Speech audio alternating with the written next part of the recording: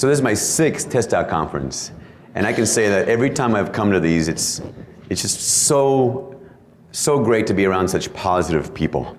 You know, there's so much negative things out there that I have to deal with, you know, and it's okay, but it's so wonderful to be here with the TestOut people. That's really the only reason I come, you know, is just to be around these people. They feed me energy that's so positive, except for Don. And I'm just joking. It's so positive, right? So I want to, before I go into my presentation, I want to give a quick shout out to Noel, because he has built He has built one of the most amazing companies that I've ever seen. No one does what Noel does, right? Let your families come to a conference, right? That's insanity, right? I mean, that's just genius, you know? And it's just amazing that he does that. So Noel came to Holmes High School. Man, I'm gonna start crying already. Holy crap, you haven't even started yet. And you know, he came to Holmes High School, and Holmes High School, let me go to the slide deck real quick, because I might need it. That's my name. All right, so real quick about me, and I want to tell a story about Noel.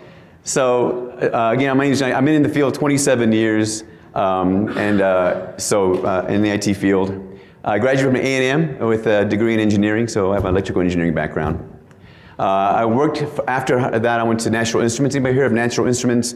It's an automations company that makes all kinds of like acquisition equipment that you use. If you drink a Coca-Cola today, National Instruments software was involved with that production of that Coca-Cola. If you buy a GM car, the robots that they use, National Instruments is the software they use to control some of the robots that do some of the building of that car. So you should know that. If you didn't know that, it's kind of cool. So after that, I was working in Austin. That's where this company happened to be. And I moved back to San Antonio for family reasons. And I got a job with the North San Independent School District as an admin. I was an admin. And so then I started working for Oliver Wendell Holmes later on as a teacher. And now I'm currently working for the Open Cloud Academy there in San Antonio with Rackspace, and we'll talk about that in a minute.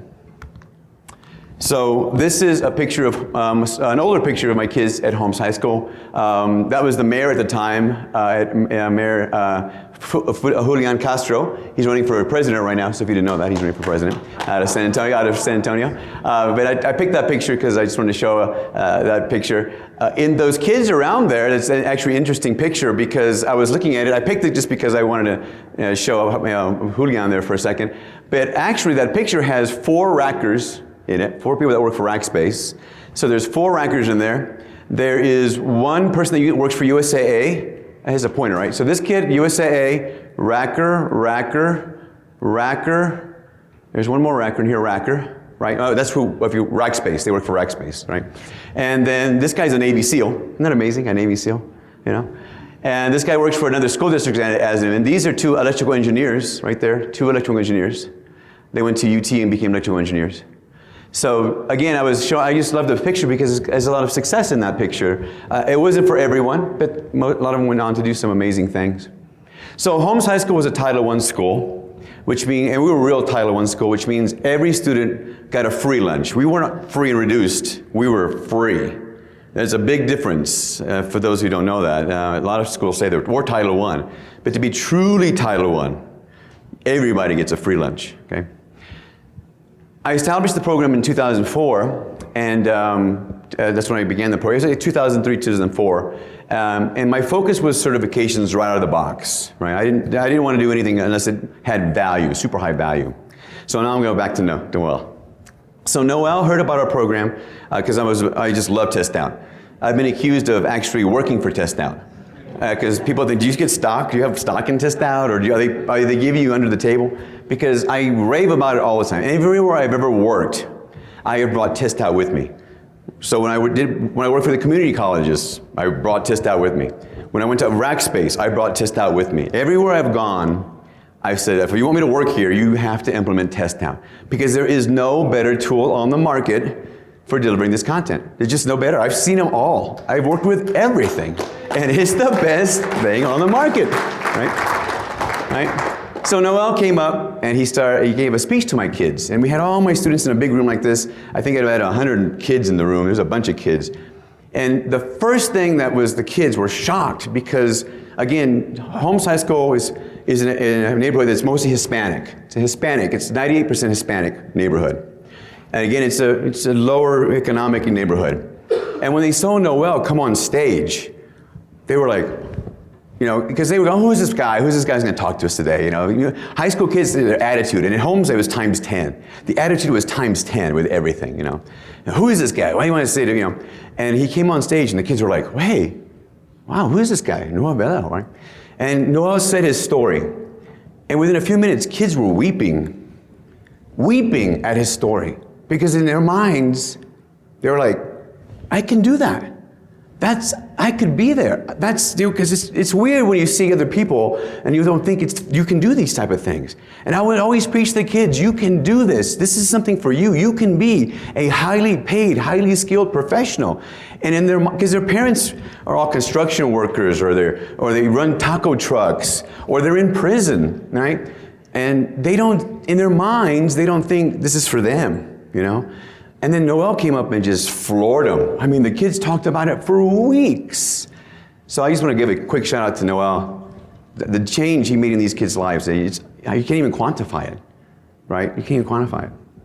So anyway, I just want to make sure I gave that out to shout out. All right, so I worked there for several years, and I loved every minute of it. In fact, when I was asked to move to Rackspace, it was a huge decision for me. It was huge. I mean, I lost a lot of sleep. And then I finally decided to move to Rackspace, and it was really difficult, but I made the jump, and it is what it is. So some challenges that I saw as a high school teacher, right? So I came from industry. So I was an engineer working in the industry, so I kind of came with some experience in that world. But what quickly happened to me after a few years is I became in a bubble. Right? I know most of y'all probably have seen this or felt this, where you're in a bubble because no one teaches what you teach on campus, right? So at Holmes High School, I was the only IT teacher on campus. In fact, I was the only IT teacher in the entire district. There was no one else I could go to. So conferences were a room of me talking to myself, right? It was just, who was I going to turn to? And they would always try to direct me to other people. Oh, why don't you talk to this gentleman over here? I think he does something similar. And they never did. Because their mindset was, these high school kids are not smart enough and they're not mature enough to get certified. That's what I always heard at the beginning of my career. And I used to say, you are so wrong. These kids have just not been shown the way to get certified. They have no one showing the pathways of how to get certified. If someone to come up and just tell them that this is possible for them, they will rise, right? They will rise to the challenge, and they did. They did rise. So that was another thing is that bubble. You have to break out of that bubble and find ways to find people to conference with, and try to find people who you can work with. Again, minimal collaboration opportunities, right? Another thing that was hard for me is because it was little input from the industry, right? So because I was in my bubble and it was very hard for me, and I was there working so hard at the school, it was hard for me to break out of the school, right? It was hard for me to go and make those contacts, And a lot of times the contacts I would make, they weren't in the right fields. They were maybe HR people possibly, or other fields. They weren't the people that could really help me understand where the industry was maybe going or what was going on. So again, it was hard to find industry help at the beginning. At the beginning, it was difficult for me. And then there was varying levels of student commitment. So Holmes High School is not a IT school. It's not a magnet school for IT. It's just a normal high school. It wasn't a magnet school in any way. And I had to take anything that walked through the door, right? Everything from, I had the valedictorian several times, all the way to people that would, they would ship them in from prison. They would bus them in from the local juvenile school because they would pick my class and they would find out where they offered it, and it was at Holmes High School. So they would come in yellow outfits, the orange jumpsuits, and I had to teach kids that were coming from the prison, and they'd walk in like, what are you going to teach me? You know, well, you know, I'm just trying to not get killed up here, you know. So, you know, but what's funny is, you know, they would sit there with their attitude, you know, and they would sit there so, you know, tough. And then I tell them, hey, no stress, don't worry about it, you know. Whenever you're ready, we're going to be over here. We're going to be building computers. And they'd be like, what are you going to do? And so we start building them. They'd be like, you know, you can see them looking around there, you know, what are y'all doing over there, you know? And all of a sudden, you just suck them in, right? You suck them in with the activities. You suck them in with stuff that they say, wow, I want to do that, right? And so usually I could suck them in with activities and make it fun for them, right? But that different levels of commitment was a big deal. You know, like again, I would have valedictorians who were on their way to MIT, which I did have. And I had students that were just average students who were just wanting to do something that they wanted to play video games and find out how all this stuff networked, you know. So lots of different levels of commitment. And then limited resources. So when I started my program at Holmes, the director of our CATE department, right, the Career and Technology department, he didn't think I was going to succeed. A week before I started my first year, he called me into his office. He goes, look, we're not going to fund you. You're not going to last a year. That's what he told me, right? So we're not going to fund you. We're not going to give you anything. Have a nice day, right? And he said, we're lucky we're even putting you on the course card, right? So I said, no problem, you know, no big deal.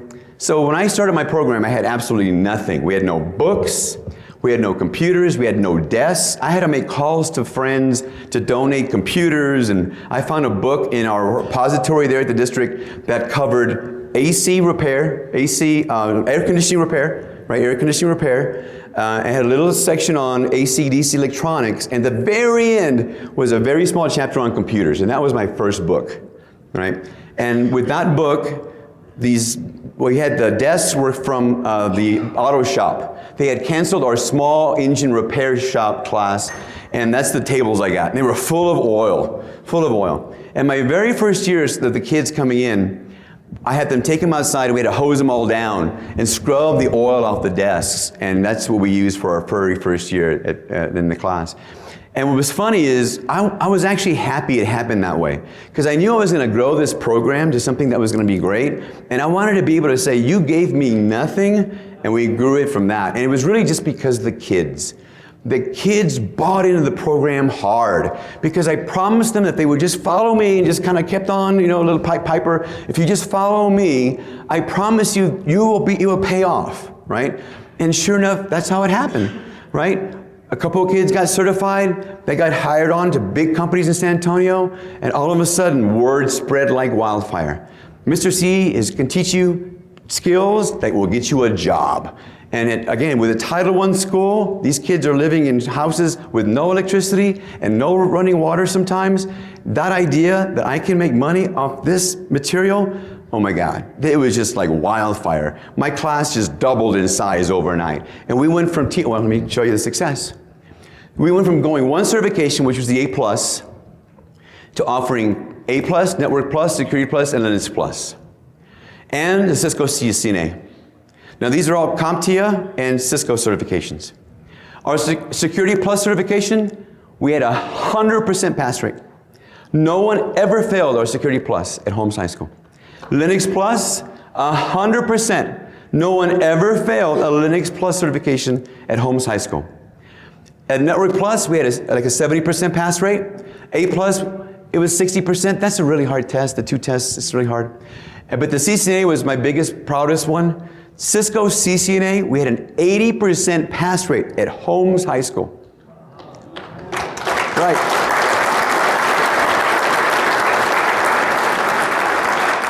And the only reason why it really went up that way was TestOut. TestOut gave me the ability to have the kids practice. I would build other labs, other stuff. And then once the program started growing, word got out in the community, right? People started hearing about this thing happening at Holmes, little Holmes High School, and they had to see it. In fact, the mayor, I didn't invite him to the school. He called us and he said, what are y'all doing over there? Why are you in the news? Why are you doing these crazy things? So he came to us to visit. And once we got that in the paper, oh my God, again, people were coming, asking how they can help, right? Success breeds success. I mean, that's just the way it is. People want to get on that bandwagon. Don't be afraid to advertise your success. Really, you got it. It's for the kids. It did nothing for me. I make the same lousy pay, right? Even with those great pass rates, I was still getting the same lousy pay. But again, their success was the driving force of all of it. You know, whenever a kid got a job at Rackspace, I took credit for it, right? I mean, I did in my mind anyway, right? So that number is actually higher now. Oh, that's the number when I left Holmes, but a gentleman took over my program who even took it in a whole other direction and got even more certifications out of it.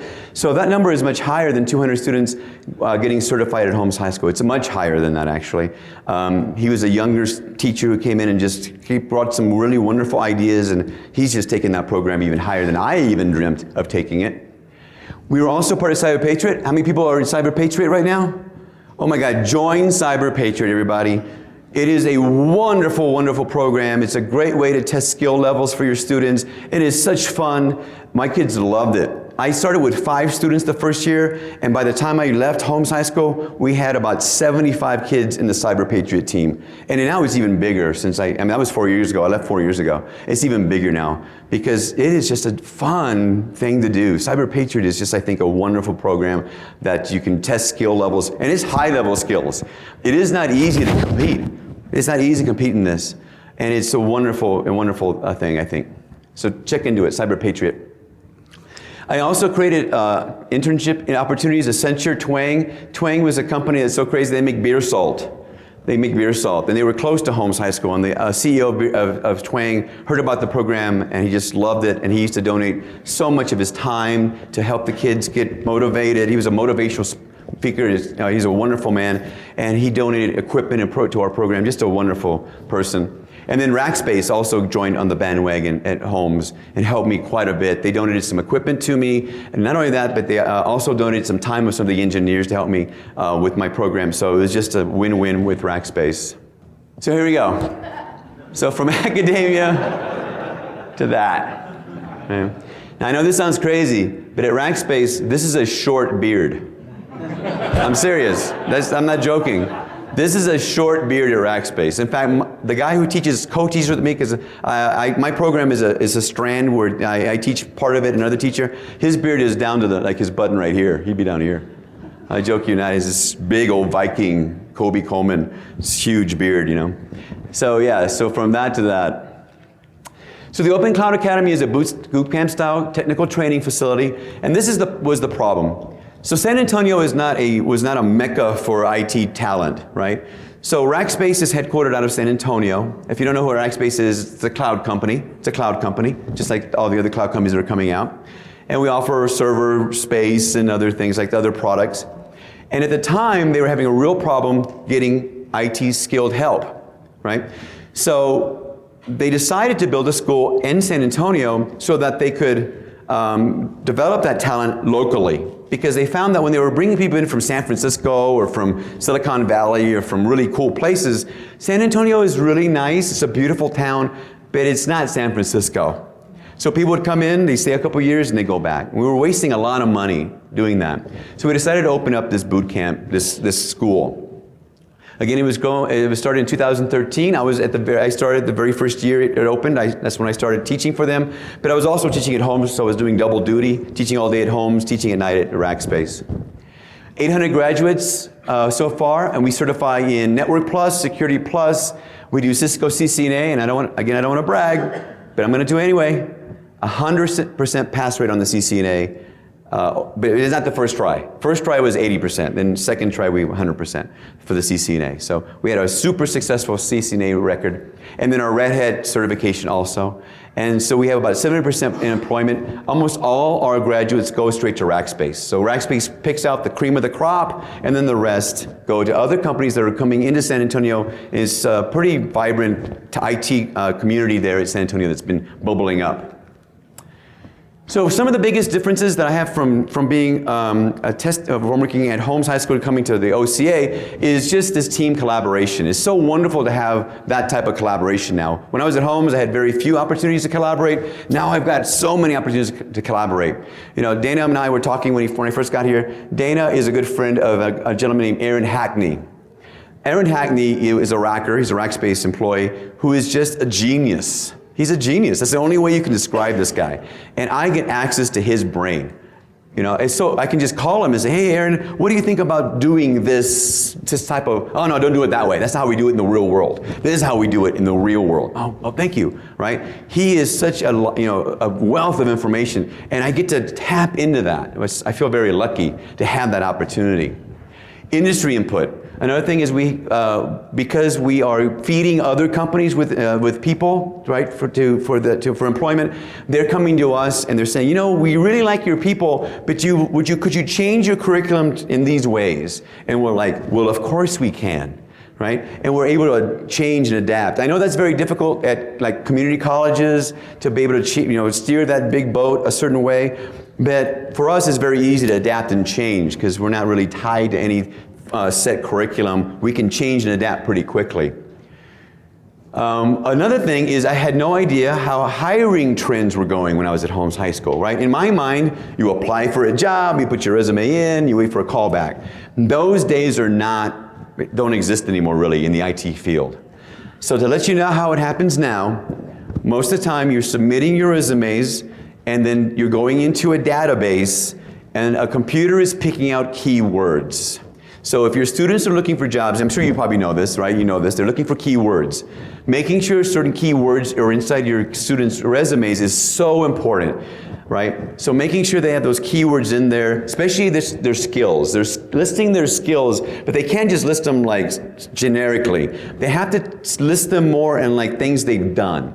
In a sense of like, I have programmed routing and switching to be able to do these things, or whatever way. They have to more of like the skills they've done, okay? And then another thing is the trend is now video interviews. That you have to video yourself and then you submit the video to be looked at by the hiring crew.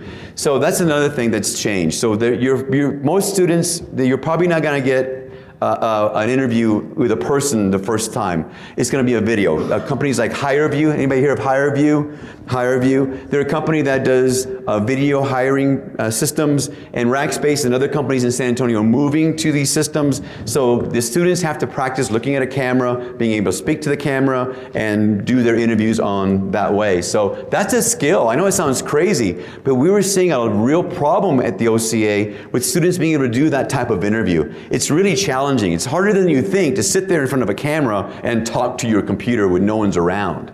So it's easier with the interaction. Without the interaction, it makes it difficult. So that's a skill that you have to teach your students if you can some way, okay?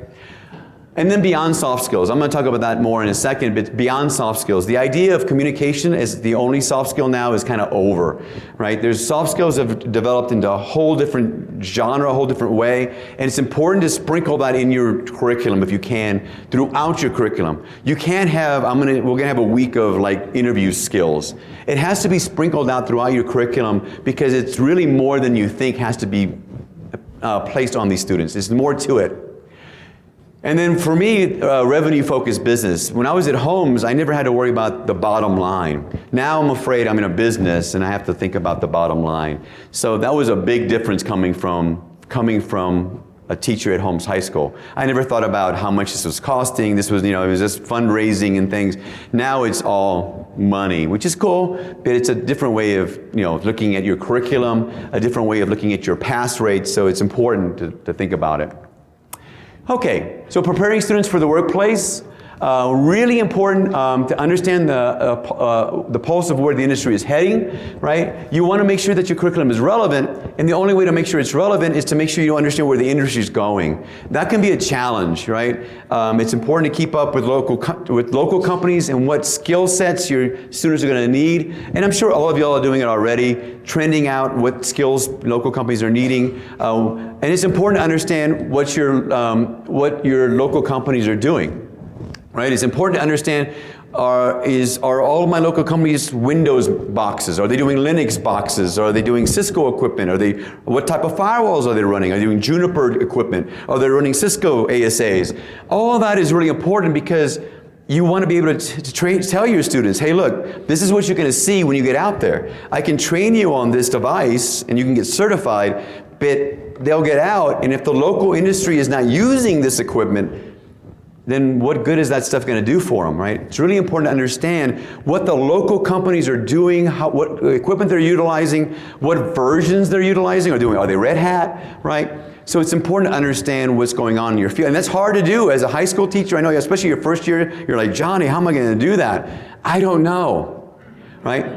But you need to be able to find a way. That's why God created summers, right? I mean, I'm serious. People are like, I don't have time. Well, don't you have like 2 months off during summer? But that's when I go to the coast. Well, yeah. But why don't you suck it up and go find out what the local company's doing for a week? Just spend a week finding out what they're doing out there. Make some calls, see if I can get in there. No one's going to tell you how their networks work, but at least find out if they're are you a Linux network? Are you using Active Directory? What are you doing out there? So that way okay, hey students, this is what we're seeing in our local community, because that's where you're going to work, locally probably, right? So the soft skills I talked about. So modern soft skills now have to include chatting, right? The ability to chat, the ability to email properly. I know this is crazy, but you have to be able to understand how to email someone. Another thing is ticketing systems. Someone said something about ticketing systems. I saw, who said that? Someone said about ticketing systems, right? I saw it on a post or something, and I was like, oh my God, who said that? Because I want to talk to you, because that's a great idea. I think TestOut, maybe some way, could maybe come up with a ticketing system where you can put the repairs or create something, because your students are probably not going to have direct contact with a customer. Those days are kind of ending. They're going to be on the phones. They're going to be having to pass on to another technician a different shift coming in, and they have to understand how to write what they've done so far, the things they've seen properly, so they can convey information that way. So again, this soft skill in the old days was just communication skills. But those days are kind of over in some ways. Not all of it is over, but some ways. A lot of it's going to be texting and chatting and ticketing systems. So again, you have to get your students ready for it. I don't know how you're going to do it. The way we do it at the Open Cloud Academy is we've prepared we've created a curriculum that so the classes at the Open Cloud Academy are 13 weeks. And every week, there's 3 courses on different communication styles, different ways of approaching ticketing systems, phone skills, and we go for 13 weeks. There's 3 courses per week on all of these different skills. And so it's super important to make sure they understand how they answer these things through email or because usually ticketing systems sometimes are seen by the customer, and if they don't do it right, it can be, embarrassing, right? So it's important to cover all of these systems now. And again, how you're going to do it, I don't know, but you got to find a way to do it. All right? And then skills pay the bills. So one of my biggest issues with anything, so now I'm going to take a step back a little bit. I love TestOut. Love it. But I'm going to be honest with you. Ready? Here it comes. Cover Noel's ears. Right? It's a tool that you can be successful with, but you need to take it a little bit further. I really love the idea of the people who said, how can we add more labs, right? And and of course I wasn't thinking that way when I walked into this room and I sat down in that chair, but now my mind is going, yes, right? I've got stacks of beautiful labs written by people who are working in the field right now who will tell you exactly, don't do that. That's not how it really works. If you do it this way, this is how it really works, right? And unfortunately, you have to do it this way because the test dictates that we have to do it this way. Right? You have to do it this way because you want to pass the test. And I am totally certifications. I am rah-rah about certifications. I think if you're not programmed as that certification focused, then me and you are going to have a problem. Because I don't see a reason to offer anything unless it's got a certification behind it. Because these kids need to go out and that certification has weight and it's going to get that door open for them. I had kids at 17 go to work for Rackspace making $50,000 a year. At 17. And it wasn't the kid, it was that certification that opened that door. I'm telling you, yes, the kid could do the work, right? So So I think it's wonderful. That's a great idea. I want to get involved with that some way, any way I can. I'll be happy to upload all my crazy labs that have been built by crazy people at Rackspace, and I'd be happy to do that because I think you have to teach beyond the test. You have to be, the test is only going to teach, is looking for certain skills, but unfortunately, that's not the skills they're going to see in the real world. They're going to have to do more. There's way more they're going to need to know. And we're doing our students a big disservice if we don't take them to that level where they're hitting the ground running day one. Skills pay the bills. So in conclusion, right, find a way. Y'all notice everybody's got a beard? That's funny. One of my students took, so we do a class picture, and that's a class I taught about a year ago, and someone doctored the picture up with my beard. It's hilarious. So, that's a woman, by the way. All right. All right. So, yeah, poor thing. I feel bad for her. All right. So again, find a way to break out of that bubble, right? I know it's not easy, and it's easy for me to say that. And it was hard for me to break out of the bubble, right? Because I got real comfortable in the bubble, right? TestOut is such a fantastic product. Sometimes you can autopilot, right? No. Don't do it. Don't fall into that trap, right? You have to be involved, right? You have to be conscious about your students at all times. And when you talk about engagement, I had challenges with engagement, right? And I can get up here and put a tutu on and a red nose and come on guys, don't give up on me, But it's a challenge that we all face, right? So, try to break out of the bubble, find other resources, other ways of bringing people in, that could help you, right? Understand your city's IT needs, right? So it's real important. Like right now in San Antonio, WordPress. There is a huge need for WordPress administration. So we now through a week of WordPress administration. So we teach the students how to do WordPress, how to build WordPress websites, how to administrate websites with WordPress. Again, you have to know the industry. That's not on the test. That is not on the test, but it doesn't matter because they need it to get the jobs, right? That's the key, right? I want them to pass the test, but I need them to have skills that pay the bills, right? So understanding what is out there in your community. Are they using Linux boxes, Windows boxes? What type of administration am I going to do, right? Are you using App Directory? All this stuff is happening, and if you're not tapped into it, you're doing a disservice to your students. Keeping an active alumni network. That's important, right? At homes, I used to bring my kids back who graduated so they could talk to the students and say, yes, Mr. C's not lying to you. If you do these things, you can also be making $50,000 a year like me, And I would bring them back, and especially women. I had several girls who went through my program, got hired at Rackspace, and you have to come back and talk. You have to help me get more girls in my class. And they would come back and they would say, yes, opportunities for no matter of what sex you are. So again, keep an active alumni and use those kids. Bring them back, especially before test time. Bring them back to help you with who needs help with something. Go help them, all that is important. Take advantage of those alumni. Right? So before I stop, real quick, I know I only have 5 minutes, but real quick I want to say this. So a commonality. So I was asleep Tuesday night. I was in bed the other night, and the hotel pillows are rocks, right? Rocks. They're rocks, right? My wife was asleep and her pillow fell and it hit the floor. It sounded like a rock hit the floor. It's like, poof. I was like, what was that? It was the pillow, right?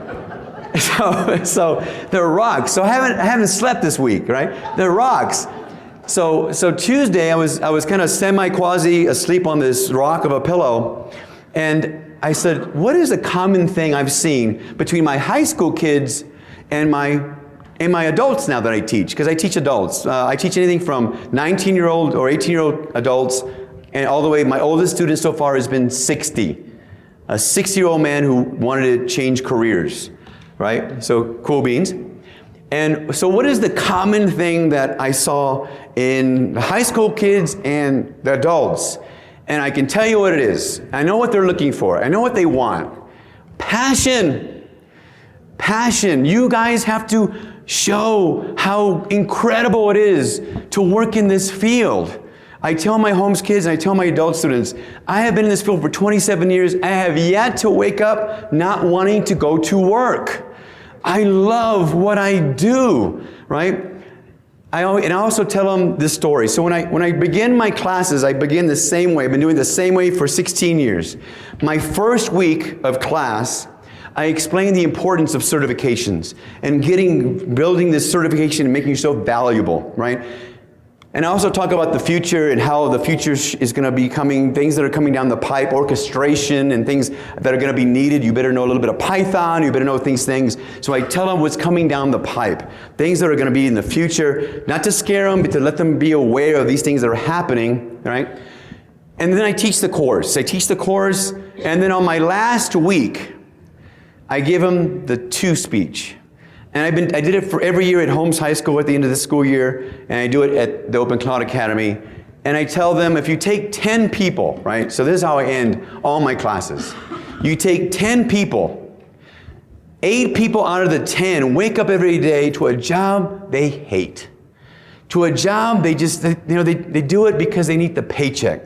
They get paid and then they drink themselves into a stupor on Friday night, and then they do it again on Monday. And that's their life, 8 out of the 10. The other 2 out of the 10 are people that wake up every day excited about going to work, excited to do something that they're passionate about. I said, which one are you going to be? You get to choose. You can either be one of the 2 and wake up every day, I can't wait to do this, or you can be one of the 8 who just dreads and goes through life without experiencing the passion of what they do for a living. You know, again, you guys are teachers, right? You need to convey that passion for this industry. I love this industry, and I want these people to feel the same thing as I do. And that is your job. That is your role in all of this. To make sure they understand, and they will, oh my God, they will climb on that bandwagon. They will climb onto that. They want it. They're starving for that type of yes, I want what you have. Then come on, follow me. And that will get you engagement. That will get you engagement. Because if you show the passion, if you sit at your desk, go to TestOut, have a nice day. No, it's not going to happen for you. But if you want to have a program where you're hundreds of kids are coming through and you've got them working and calling back and saying, Mr. C, thank you. Thank you for this. If you want to experience that type of job satisfaction, you need to dig deep, and you need to get passionate with these kids, and you have to show up every day excited about this stuff. Because if you don't, do something else. All right.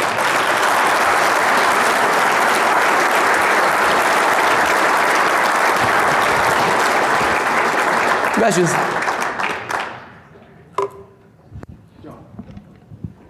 Oh no, Don. Yeah, I just have 2 points to highlight what you said. Number one, there used to be this idea that students would go through a program, an IT program, and then they'd move to the big cities and get a job. And what people are finding today is that doesn't happen. That wherever you're at, the kids today, and I say kids, but most of them want to stay where they're at. And so you talk about knowing the community and adjusting what you teach to the community. That's important because many of them want to stay where they're at. So if you know what's out in your community, you can tailor what you're teaching to them. And that's the value you can provide beyond the set, what you have to know for the certification. A second point is that somebody said that there's 3 skills that somebody needs in today's work business. Everybody, no matter what your job is. One of them is IT skills, just a basic knowledge of IT, how you use computers. Another one is soft skills, which you covered a little bit of. But the third element is that anybody in any job today needs to have some idea of business sense. Every job is not just about doing your job. It's about knowing how your job fits in with the business. Right. And so you talk about how soft skills is not just communication today. Well, part of that is knowing that, hey, if I can fix this computer and maybe take another couple extra steps and suggest something else, I'm providing higher value for my employer. So you know how your job fits into this business sense. And so, there used to be some simple soft skill questions on the A+ exam, and how do you answer people's questions and stuff. And I like your idea of expanding soft skills beyond just communicating, but it also includes this kind of business sense. I agree. You always have to prove what's it for the business. Yeah, kind of that bottom line. You're looking even at me now. being here. Why are you coming? I had to submit. Why are you going there? Well, how's it going to help the business? I said, there's no way it's going to help the business. I'm just going to be with the TestOut people. So I gave them a reason why, But yeah, you're right. It's a lot of times they're going to go work for companies. And that's a good point. Another thing that, real quick before I forget, that Don said something that struck my head. A lot of people are working from home. Right? Working from home is a big thing now, especially since most of the jobs are doing administration from home. I don't have to be in the room with my routers and switches or my servers. I can be anywhere on the planet to communicate with my routers and switches. So that's another thing. That understanding of you're probably going to work remotely, and you're going to have to, manage your day. You're going to have to manage this stuff and understand that. That's how it's going to usually work. So. That's another skill we have to kind of teach. Yeah. Any questions at all? Nope? All right. Thank you all so much.